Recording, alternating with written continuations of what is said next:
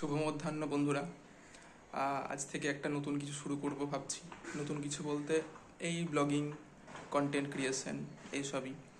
তো জানি না কতটা কি করতে পারবো, কারণ হচ্ছে যে কথা বলতে আমি সামনাসামনি খুব একটাও পারদর্শী নই। ফোনে ঠিকঠাক কথা বলি, ক্যামেরার সামনে কেমন বলবো সেটা আমিও জানি না।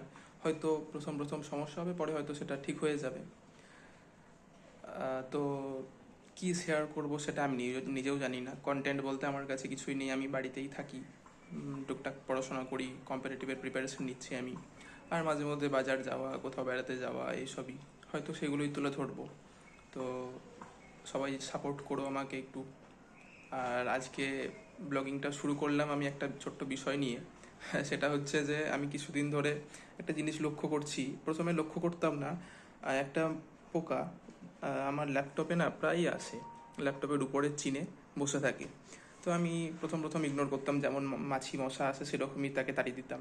দিয়ে তারপরে দেখি যে কিছুদিন থেকে, আমি দেখছি 2-3 দিন থেকে, যে ও ওখানে এসে স্ক্রিনটাকে লক্ষ্য করে। আমি যে কী ব্যাপার, কি আমার দেখে এখন ওই সাউথের একটা মাক্ষী সিনেমা আছে, ওই ওই মাছিটার কথা কথা মনে পড়ে যাচ্ছে, যে আদৌ কি সেরকম কিছু। তো আমি সেটা দেখাই, এই যে একে আমি কতবার তাড়িয়েছি তার ঠিক নেই, কিন্তু তাও আবার চলে আসে, বসে। জানি না কি। ব্যাস, এখানেই এইটুকুই আজকে প্রথম ব্লগে শেয়ার করলাম। ধন্যবাদ।